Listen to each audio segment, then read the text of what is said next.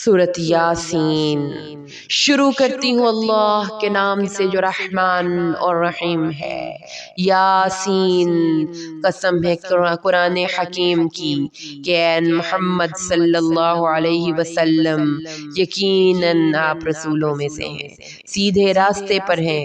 اس قرآن کا نازل کیا جانا اس ہستی کی جانب سے ہے جو بہت زبردست نہایت رحم فرمانے والا ہے، تاکہ آپ خبردار کر دیں اس قوم کو جن کے آباء و اجداد کو خبردار نہیں کیا گیا، پس وہ غفلت ہی میں پڑے ہوئے ہیں۔ ان کی اکثریت پر ہمارا قول قانون عذاب سچ ثابت ہو چکا ہے، تو اب یہ ایمان نہیں لائیں گے۔ ہم نے ان کی گردنوں میں توق ڈال دیے ہیں اور ان کی ٹھوڑیوں تک ہیں، ان کے سر اونچے کے اٹھے رہ گئے، اور ہم نے ایک دیوار کھڑی کر دی ان کے آگے اور ان کے پیچھے، اسی طرح ہم انہیں ڈھانپ دیا ہے، پس اب وہ دیکھ بھی نہیں سکتے۔ اے نبی ان کے حق میں برابر ہے، خواہ آپ انہیں خبردار کریں یا نہ کریں یہ ایمان نہیں لائیں گے۔ آپ تو بس اسی شخص کو خبردار کر سکتے ہیں جو قرآن الذکر کی پیروی کرے اور رحمان سے بن دیکھے ڈرے۔ تو ایسے لوگوں کو آپ خوشخبری دے دیجئے مغفرت اور باعزت اجر کی۔ یقیناً ہم ہی زندہ کریں گے مردوں کو، اور ہم لکھ رہے ہیں جو کچھ انہوں نے آگے بھیجا اور جو اثرات وہ اپنے پیچھے چھوڑ گئے ہیں۔ ہر چیز کا احاطہ ہم نے ایک واضح کتاب میں کر رکھا ہے۔ ان کے لیے آپ ان بستی والوں کی مثال بیان کیجئے جبکہ ان کے پاس رسول آئے۔ جب ہم نے بھیجے ان کی طرف دو رسول، انہوں نے ان دونوں کو جھٹلایا۔ ہم نے ان کو تقویت دی ایک تیسرے کے ساتھ، تو انہوں نے کہا ہم تمہاری طرف بھیجے گئے ہیں۔ انہوں نے کہا تم نہیں ہو مگر ہمارے جیسے ایک انسان، اور رحمان نے کوئی بھی چیز نازل نہیں کی، تم محض جھوٹ بول رہے ہو۔ انہوں نے کہا ہمارا رب جانتا ہے کہ ہم یقیناً تمہاری طرف بھیجے گئے ہیں، اور نہیں ہے ہم پر کوئی اور ذمہ داری سوائے اللہ کا پیغام صاف صاف پہنچا دینے کے۔ انہوں نے کہا کہ ہمیں تم سے نحوست کا اندیشہ ہے، اگر تم باز نہ آئے تو ہم ضرور تمہیں سنگسار کر دیں گے اور تمہیں ضرور پہنچے گی ہماری طرف سے دردناک سزا۔ انہوں نے کہا تمہاری نحوست تو تمہارے اپنے ساتھ ہے، یا اس لیے کہ تمہیں نصیحت کی گئی ہے اور تمہارے اندر اپنے اندر بھی اللہ کی نشانیاں ہیں، کیا تم دیکھتے نہیں ہو؟ بلکہ تم حد سے بڑھ جانے والے لوگ ہو۔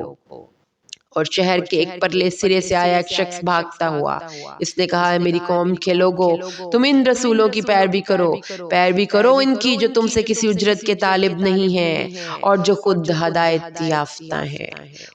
اور مجھے کیا ہے کہ میں عبادت نہ کروں اس ہستی کی جس نے مجھے پیدا کیا ہے، اور اسی کی طرف تم سب لوٹا دیے جاؤ گے، یا میں اس کے سوا دوسروں کو معبود بنا لوں؟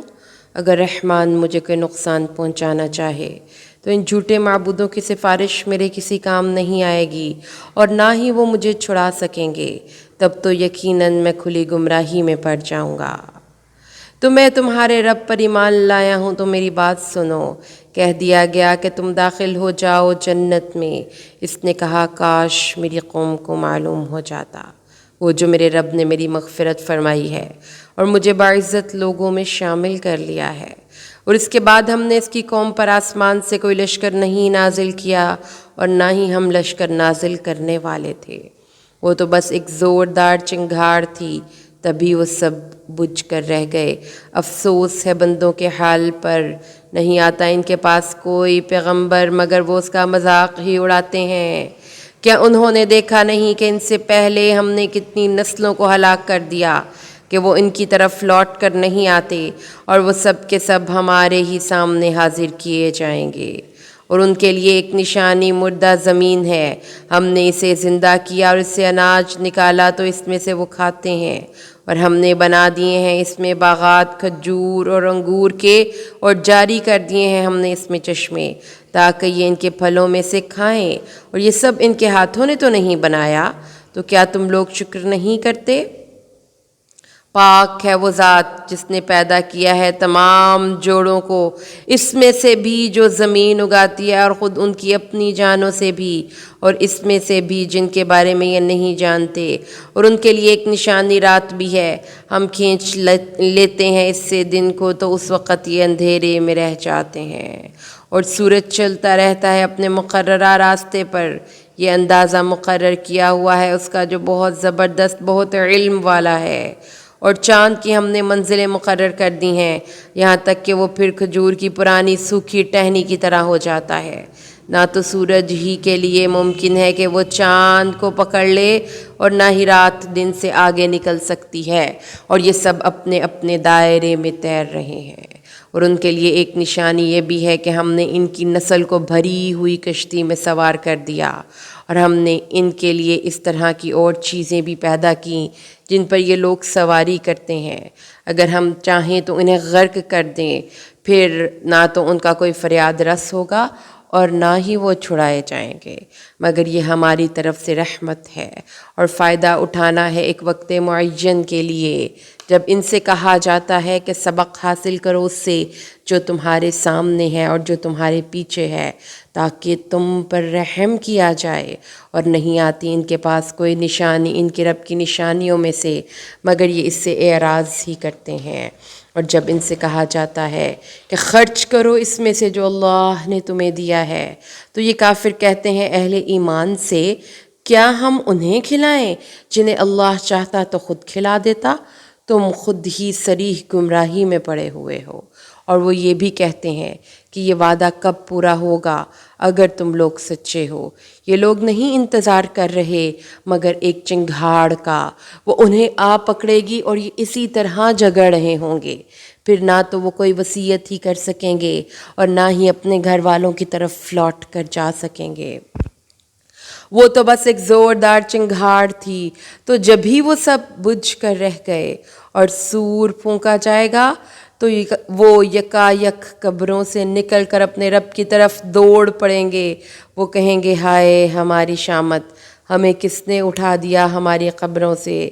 پھر خود ہی کہیں گے ارے یہ تو وہی دن ہے جس کا رحمان نے وعدہ کیا تھا اور پیغمبروں نے سچ کہا تھا۔ پھر ایک ہی چنگھاڑ ہوگی تو اس کے نتیجے میں وہ سب کے سب ہمارے حضور حاضر کر دیے جائیں گے۔ بس آج کے دن کسی جان پر کوئی ظلم نہیں کیا جائے گا اور تمہیں بدلے میں نہیں دیا جائے گا مگر وہی کچھ جو تم عمل کرتے رہے تھے۔ یقیناً اہل جنت اس دن مزے کرنے میں مشغول ہوں گے۔ وہ اور ان کی بیویاں سائے میں تختوں کے اوپر تکیے لگائے ہوئے بیٹھے ہوں گے، ان میں ان کے لیے تمام میوے ہوں گے اور ان میں ان کے لیے ہر وہ شے ہوگی جو وہ طلب کریں گے۔ سلام کہا جائے گا رب رحیم کی طرف سے، اور اعلان کیا جائے گا اے مجرموں آج تم الگ ہو جاؤ۔ اے آدم کی اولاد، کیا میں نے تم سے یہ وعدہ نہیں لے لیا تھا کہ تم شیطان کی بندگی مت کرنا؟ بے شک وہ تمہارا کھلا دشمن ہے، اور میری ہی بندگی کرنا یہی سیدھا راستہ ہے، اور وہ تو تم میں سے بہت بڑی تعداد کو گمراہ کر کے لے گیا، تو کیا تم لوگ عقل سے کام نہیں لیتے تھے؟ اب یہ جہنم حاضر ہے جس کا تم کو وعدہ دیا جاتا تھا، جس میں داخل ہو جاؤ اپنے کفر کی وجہ سے جو تم کرتے رہے تھے۔ آج ہم ان کے منہوں پر مہر لگا دیں گے اور ان کے ہاتھ ہم سے باتیں کریں گے اور ان کے پاؤں گواہی دیں گے اس کمائی کے بارے میں جو وہ کرتے رہے تھے۔ اور اگر ہم چاہیں تو ان کی آنکھیں مٹا دیں، پھر یہ دوڑیں راستہ پانے کے لیے، لیکن کہاں دیکھ سکیں گے۔ اگر ہم چاہیں تو ان کی صورتیں مسخ کر دیں ان کے اپنے مقام پر، تو نہ تو وہ آگے چل سکیں اور نہ پیچھے لوٹ سکیں۔ اور جس کو ہم زیادہ عمر دیتے ہیں اس کی خلقت میں ضعف پیدا کر دیتے ہیں، تو کیا یہ لوگ عقل سے کام نہیں لیتے؟ اور ہم نے ان کو شعر نہیں سکھایا اور نہ ہی یہ ان کے شایان شان ہے۔ یہ تو بس ایک یاد دہانی اور نہایت واضح قرآن ہے تاکہ وہ خبردار کر دے اس کو جو زندہ ہو اور کافروں پر قول واقعہ ہو جائے۔ کیا انہوں نے غور نہیں کیا کہ ہم نے اپنے ہاتھوں کی بنائی ہوئی چیزوں میں سے ان کے لیے چوپائے پیدا کر دیے جن کے اب یہ مالک بنے پھرتے ہیں، اور ہم نے ان مویشیوں کو ان کا متی کر دیا، تو ان میں سے تو بعض پر وہ سوار ہوتے ہیں اور بعض ان کا وہ گوشت کھاتے ہیں، اور ان کے لیے اس میں بہت سے فائدے اور پینے کی چیزیں ہیں، تو کیا یہ لوگ شکر نہیں کرتے؟ اور انہوں نے اللہ کے سوا دوسرے معبود گھڑ لیے ہیں شاید کہ ان کی مدد کی جائے، وہ ہرگز کوئی استطاعت نہیں رکھتے ان کی مدد کی، بلکہ یہ تو خود ہوں گے ان کے پکڑے ہوئے قیدی۔ اے نبی ان کی باتیں آپ کو رنجیدہ نہ کر دیں، ہم خوب جانتے ہیں جو کچھ یہ چھپا رہے ہیں اور جو کچھ یہ ظاہر کر رہے ہیں۔ تو کیا انسان نے دیکھا نہیں کہ ہم نے اسے بنایا ایک قطرے سے، تو اب یہ بن گیا ہے کھلا جھگڑا کرنے والا، اور یہ ہمارے بارے میں تو مثالیں بیان کرتا ہے اور اپنی پیدائش کو بھول گیا۔ کہتا ہے کون زندہ کرے گا ہڈیوں کو جبکہ وہ بالکل بسیدہ ہو چکی ہوں گی۔ اے نبی آپ کہیے ان کو وہی زندہ کرے گا جس نے ان کو پہلی بار پیدا کیا تھا، اور وہ ہر مخلوق کا مکمل علم رکھنے والا ہے۔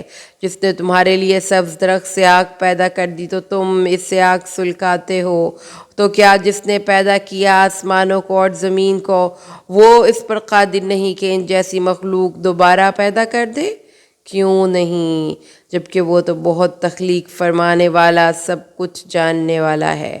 اس کے امر کی شان تو یہ ہے کہ جب وہ کسی شے کا ارادہ کر لیتا ہے تو اسے کہتا ہے ہو جا، اور وہ ہو جاتی ہے۔